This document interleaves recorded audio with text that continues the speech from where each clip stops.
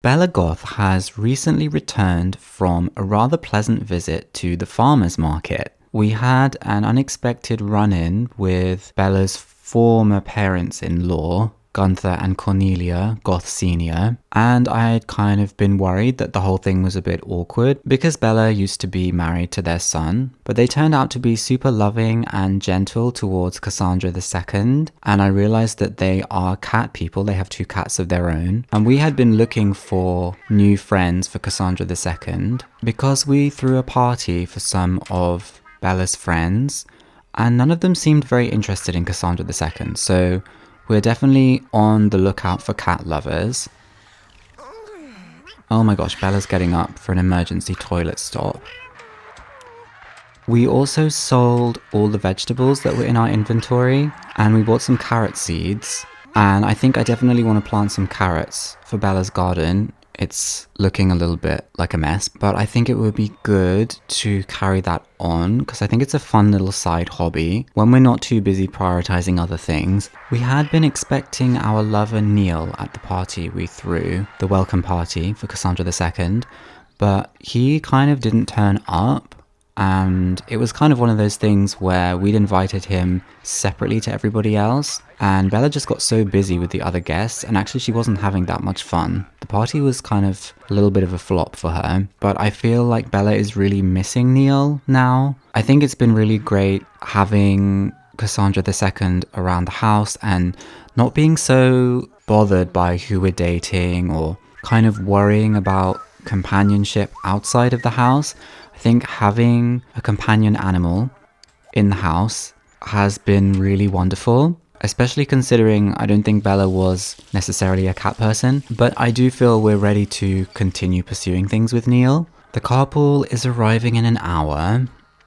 To be honest, I'm a little bit sick of this carpool. And our work performance, which is average and is constantly flashing, whatever we're doing, I feel it's not enough for our boss. I often feel with Bella we're this close to quitting our job. But oh look, there's some orange bills out on the front yard, those need paying. We're not financially secure enough to just throw in the towel when it comes to work.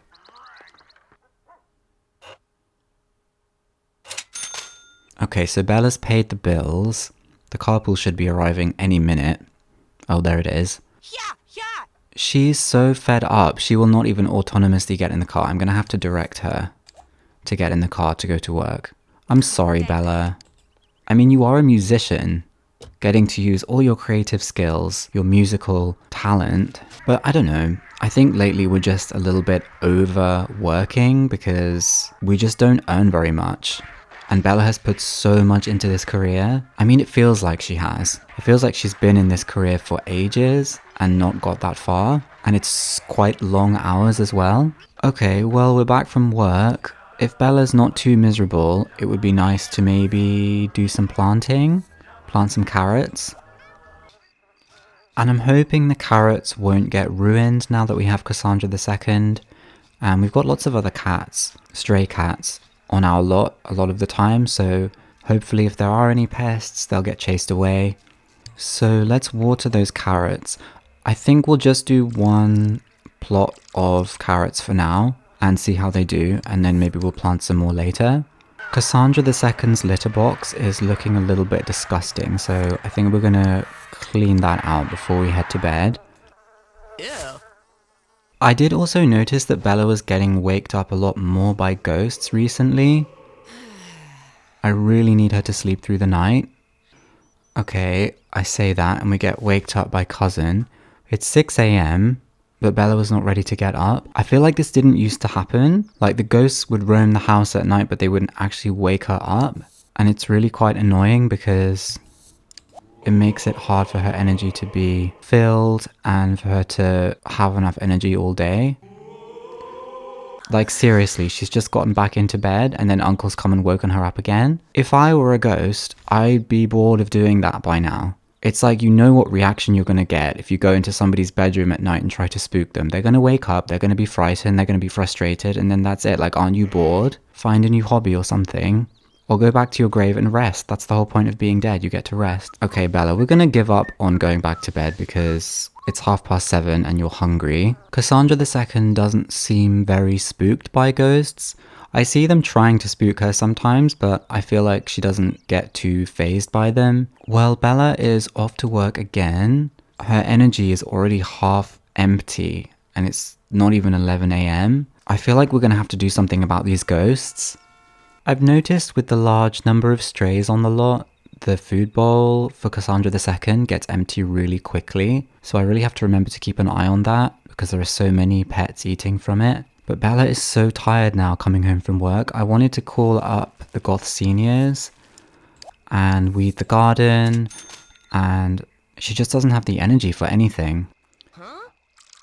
I think we'll go to bed early and then hopefully we'll be feeling more rested tomorrow, but it's a bit ridiculous to have to anticipate so much extra time in bed knowing you're going to be interrupted.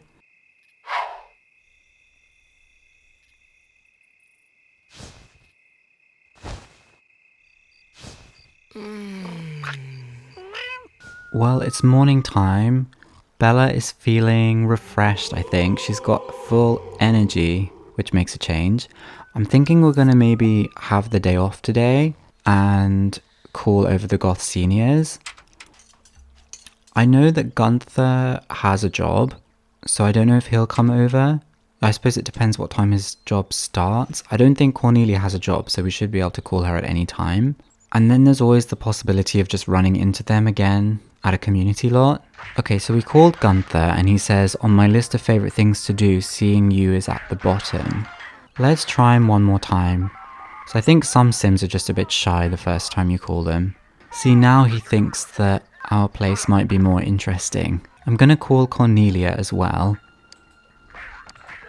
And she thinks we have so much to catch up on. I think this is good because Bella's intention is very much to kind of rebuild any bridges that may have been not burned, but kind of damaged in the kind of passing of their son. Gunther is just helping himself to breakfast. Cornelia should be here in a minute. Now, I'm not necessarily expecting them to interact with Cassandra the Second.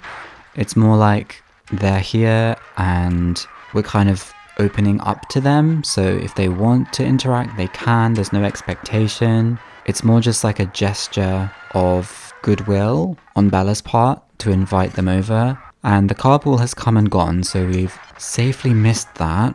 It's so cute to see Cassandra the Second watching TV with us. And her fun is going up as well. She loves it. She probably likes it more than Bella. I think it would be nice to call up... Oh, the phone's ringing. Could that be Neil? Oh no, it's going to be our work. Oh, I didn't even think about that. Warning us for being bad and skipping.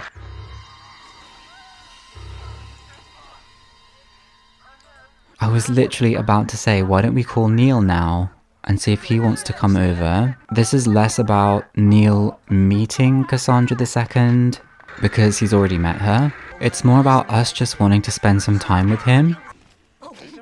Oh no, hang on a minute. We're having a little gossip in the bathroom about me. And then we're having a little cuddle.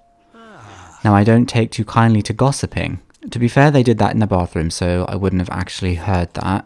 Unlike Michael Batchelor, who was gossiping about Cassandra the Second in plain sight at my party, I feel like Gunther is more the gossip, and Cornelia's kind of sick of talking to him, but for some reason they are a little bit stuck in the bathroom and they don't want to go elsewhere. Like, you could come and sit in the lounge. Okay, now Gunther is sick of talking.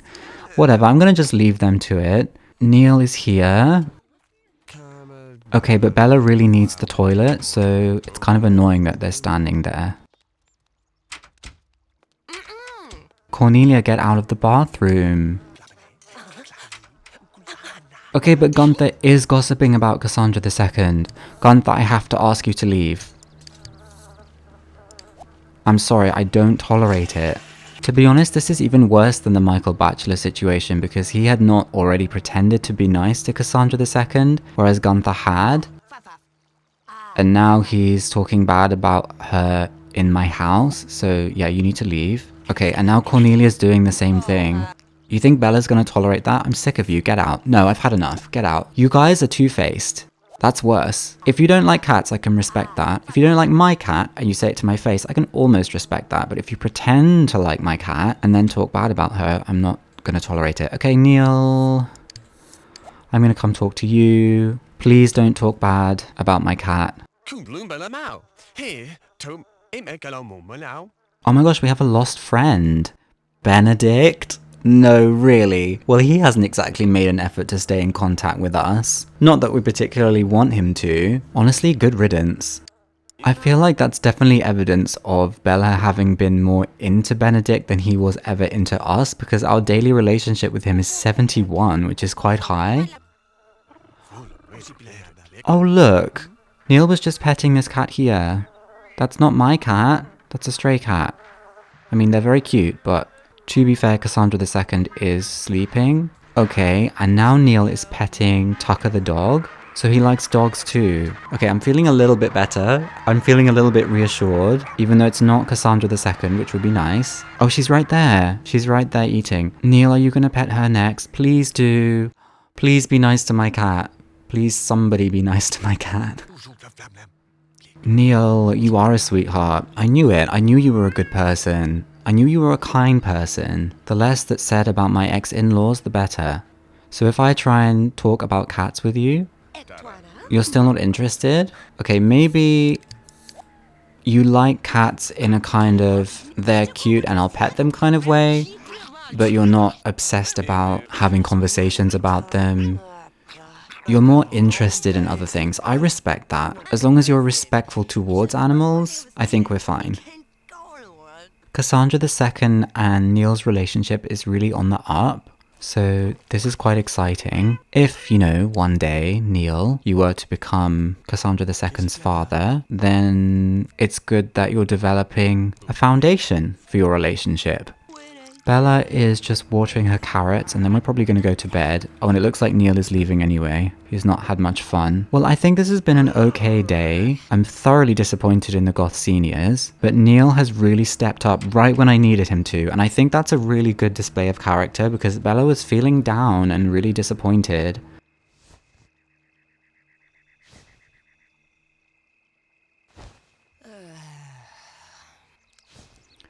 Bella has slept through the night. She hasn't been bothered by the ghosts, even though they were walking around her room, they didn't wake her up. I'm quite pleased we didn't have to take any further action on the ghosts, and I'm really pleased that Neil really showed up for Bella when she needed it. It's kind of too bad about the in-laws, the ex-in-laws, but at least we really know where we stand with them now. Well, I think I'm going to leave this video here. If you missed any of the previous videos I've made with Bella, check out the playlist I have linked in the description, where you can follow everything that she's been up to so far. Like this video and subscribe to the channel if you haven't subscribed yet. Thank you for watching, and I will see you in the next one.